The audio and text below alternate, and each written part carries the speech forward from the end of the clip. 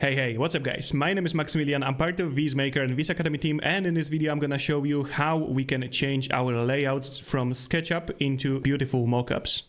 Once we have generated our different variations of role plans and then also created realistic images from our source file from SketchUp, we can actually now use those to create mockups.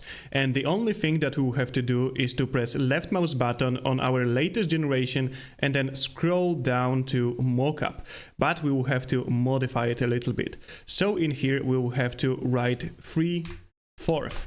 And this will change it into a perspective view. And now we can press make for all of our generations. And in just like 10 seconds, we got our results. So let's compare A and compare B. And we can see that it beautifully recreated our interior as a mockup. And yeah, like maybe it is a little bit overrated, but for me that would be a great way to present my project. Especially let's say that I'm a student and I would like to show it in my project. I would say that it's a very good result.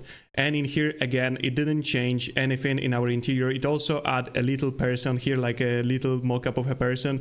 But in overall, I like this one too very much. And now let's compare last results. So compare A and compare B. And we also got a very nice mockup. Even a lamp, which was quite a complicated shape, got perfectly recreated in this mockup.